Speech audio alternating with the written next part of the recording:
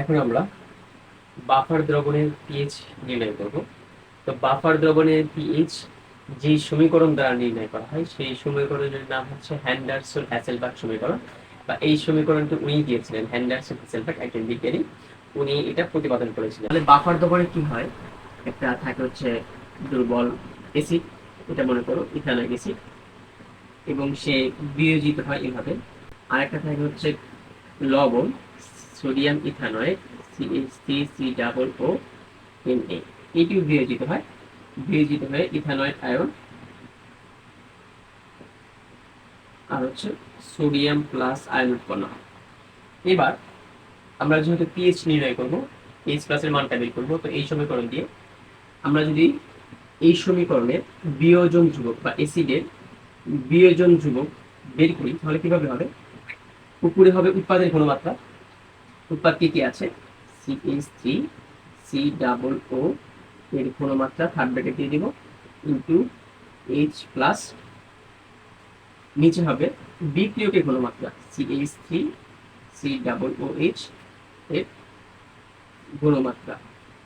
এখান থেকে আমি H প্লাসের মানটা বের করবো, এগুলোর ঘনমাত্রা, অর্থাৎ অ্যাসিডের ঘনমাত্রা ডিভাইডেড, এটা কি অণুবন্ধী ক্ষার, তাই না? মনে করো HCl প্লাস পানি বিক্রিয়া দিলাম, তাহলে কি উৎপন্ন হয়? এই যে এসিড তার H প্লাস আয়ন দিয়ে দেয় হচ্ছে Cl minus plus H3O plus.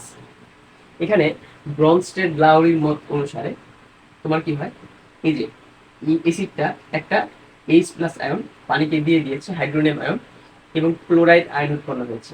দেখো এই ক্লোরাইড আয়নটা চাইলে একটা H প্লাস গ্রহণ করতে পারে। ব্রনস্টেড লাউরি মতবাদ অনুসারে যে তোমার প্রোটন গ্রহণ করতে পারে সে ক্ষার বা ক্ষারক। তাহলে এই যে ক্লোরাইড আয়ন এই অ্যাসিডের অনুবন্ধী ক্ষারক, তাহলে তেমনি হবে ইথানয়েড এই যে আয়নটা সেটি হবে এই অ্যাসিডের অনুবন্ধী ক্ষার। তাহলে বলতে পারি এটা হচ্ছে অ্যাসিড, এটা হচ্ছে অনুবন্ধী ক্ষার। আচ্ছা, এখান থেকে আমরা একটু লগ নিব উভয় পক্ষে, লগ H প্লাস সমান, তাহলে এই পক্ষে লগ আসবে লগ KA, আর নিয়মটা কি যে লগ AB যদি থাকে গুণ আকারে থাকলে কি হয়ে যায়, যোগ হয়ে যায়, সবগুলোর সাথে লগ হয়, log A plus log B। তাহলে এখানে লগ KA প্লাস লগ, উপরে হবে, উপরে কি আছে এসিড, উপরে এসিড, উপরে হচ্ছে এসিড, নিচে হচ্ছে অনুবন্ধী ক্ষার, অনুবন্ধী ক্ষার। এবার সবগুলোতে মাইনাস দেব, কারণ কি আমরা জানি কি PS equal to minus log H plus, সেজন্য আমরা আমার সুবিধার জন্য পিএস বের করার জন্য মাইনাস দেব, মাইনাস লগ এইচ প্লাস সমান, এবং কি মাইনাস হবে মাইনাস লগ কে এ প্লাস, এখানেও মাইনাস লগ এসিড, এগুলো ঘনমাত্রা হবে থার্ড ব্র্যাকেট হবে, এসি উপরে হবে এসিড, নিচে হবে হচ্ছে অনুবন্ধী ক্ষার।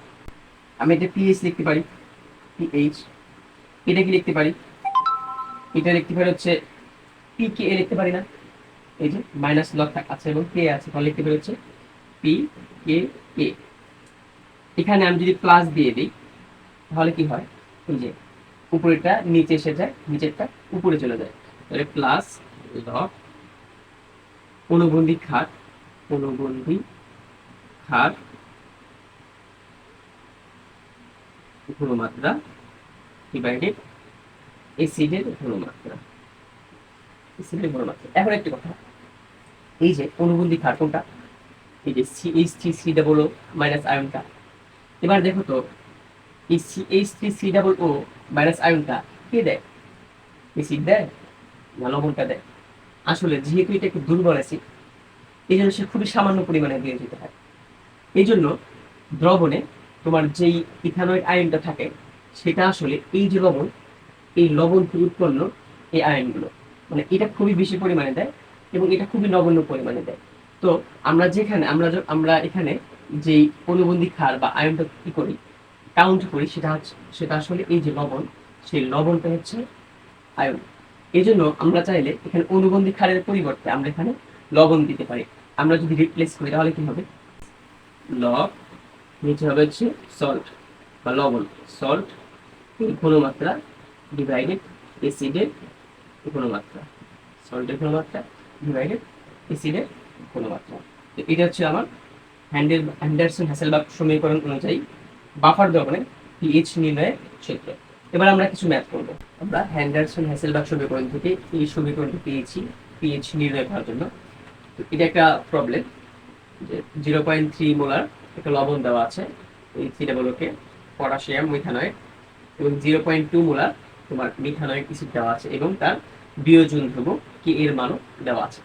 তো জাস্ট কি করবো, আমরা পিএইচটা বের করতে বলেছে, তো পিএইচ এর জন্য আমরা কি করবো, মাইনাস লগ কে, কে এর মান কত 1.8 ইন্টু 10⁻⁻⁴ প্লাস লগ উপরে হচ্ছে তোমার সল্টের ঘনমাত্রা আর নিচে অ্যাসিডের ঘনমাত্রা। লবণ কোনটা, এটা হচ্ছে লবণ, এটা অ্যাসিড। তো সল্টের ঘনমাত্রা ছিল 0.3 আর অ্যাসিডের ঘনমাত্রা 0.2। এটা ক্যালকুলেশন করলে আসবে 3.920, এটা আসবে হচ্ছে 3.920। তো এটার পিএস হচ্ছে 3.920।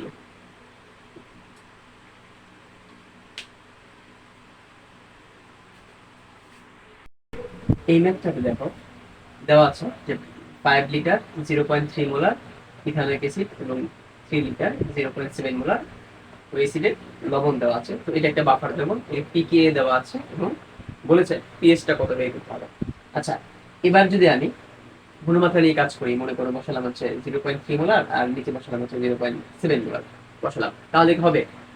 এবার কিন্তু অবশ্যই হবে না, কারণ হচ্ছে এই যে এখানে এদের আয়তনটা কিন্তু ডিফারেন্স আছে, মানে এগুলো হচ্ছে তাদের নিজস্ব আয়তনগুলো দেওয়া আছে, নিজস্ব ঘনমাত্রা দেওয়া আছে, কিন্তু দ্রবণে মূল দ্রবণে দ্রবীভূত হওয়ার পর, দ্রবণে যাওয়ার পর এদের যে ঘনমাত্রা সেটা কিন্তু আমার বের করতে হবে, সেটা বের করে বসাতে হবে। কোন সূত্র দিয়ে? ওই যে লঘুকরণ সূত্র দিয়ে। কোনটা? S1 V1 equal to S2 V2। V2 হবে আমার দ্রবণের মোট আয়তন, V2 হবে দ্রবণের মোট আয়তন, তখন S2 হবে আমার দ্রবণের মোট যে দ্রবণের যে এই অ্যাসিডের ঘনমাত্রা, দ্রবণে এই লবণের ঘনমাত্রা সেটা বের হবে। আচ্ছা, আমরা দুইটা উপায় করতে পারি, একটা হচ্ছে আমরা সবগুলোর করব, দ্রবণে এদের ঘনমাত্রা কত সেটা বের করব, অথবা আমরা চাইলে কিন্তু মোল সংখ্যা দিয়ে করতে পারি। আমরা একটা জানি, সূত্র জানি, মোল সংখ্যা সমান বা n equal to s into V. এখান থেকে লেখা যায় s equal to n by V, s equal to n by V. এবার আমি যদি এইটা এখানে বসাই, এই সূত্রে বসাই, তাহলে কি হয় দেখো তো, পিকেএ প্লাস লগ সল্টের ক্ষেত্রে কি বসাবো, এন সল্ট ডিভাইডেড আয়তন তো দুইটার সমান, তাই না? দ্রবণের আয়তন দুইটারই আয়তন, তাহলে এটার ভি, আবার এন অ্যাসিড এটারও ভি, তো ভিভি কাটাকাটি যায়, তাহলে মূল সূত্রটা কি থাকে? মূল সূত্র থাকে হচ্ছে pKa plus log n salt divided n acid. তো আমরা চাইলে এন সল্ট ডিভাইডেড সল্টের মোল সংখ্যা বের করবো এবং অ্যাসিডের মোল সংখ্যা বের করবো, বসিয়ে দেবো।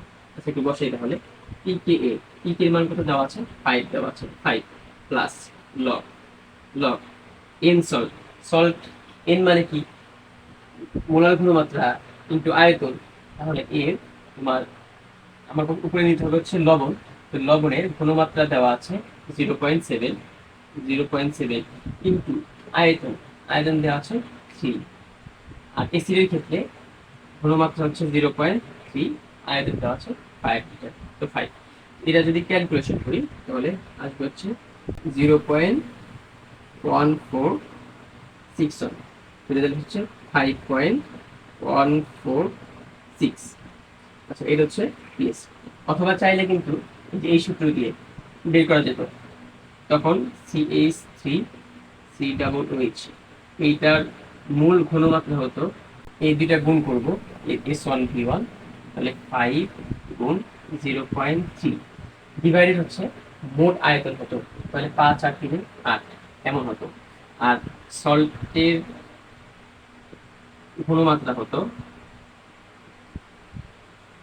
3 × 0.7, ওই যে S1 V1, তো এটা হচ্ছে S1, এটা V1, আর মূল যে তোমার আয়তন সেটা হচ্ছে 8। একটু দেখো তো, এই যে 3 × 0.7, এটা হচ্ছে তোমার সল্টের ডিভাইডেড 8, তাই না? এই যে আমরা যদি দুইটাকে ভাগ করতাম তাহলে 8 কাটা কেটে চলে যেত, তাই না? 8 কাটা কেটে চলে যেত, তখন কিন্তু আলটিমেটলি এটাই থাকতো, উপরে থাকতো 3 × 0.7, যেহেতু লবণের উপরে থাকে 0.7 × 3, আর নিচে থাকতো 5 × 0.3 বা 0.3 × 5, একই কথা আর কি। তো আমরা চাইলে যে কোনো নির্ণয় করতে পারি, ঘনমাত্রা দিয়ে করতে পারি এখান থেকে বের করে, অথবা চাইলে আমরা মোল সংখ্যা দিয়ে করতে পারি। এই মেথডে 100 ml 0.2 মোলার ইথানলিক অ্যাসিড আছে, আর 5 গ্রাম ওই অ্যাসিডে লবণ আছে। তো এটা একটা বাফার দ্রবণ, এর পিকে দেওয়া আছে 5, পিএইচ কত বের করতে বলেছে। এবার এটা কিভাবে বের করবো? তো আমরা একটু আগে দেখলাম যে আমরা বলতে পারি pH equal to pK plus log acid, সল্টের মোল সংখ্যা, মোল ডিভাইডেড অ্যাসিডের মোল। তো আমরা চাইলেই কিন্তু এখান থেকে অ্যাসিডের মোল সংখ্যা বের করতে পারি এবং এখান থেকে লবণের মোল সংখ্যাটা বের করতে পারি। কিভাবে? আমরা দুইটা জানি মোল সংখ্যার সূত্র, অনেকগুলো জানি, তাই না? তো n ইকুয়াল টু এসভি বা মোল সংখ্যা সমান ঘনমাত্রা ইনটু আয়তন। আর একটা সূত্র জানি, মোল সংখ্যা সমান W divided M, n equal to W divided M. W ছিল কত গ্রাম দেওয়া আছে, আর এ হচ্ছে এর আণবিক ভর। আগে সল্টের মোল সংখ্যাটা বের করি, এন সল্ট। এন সল্ট কত?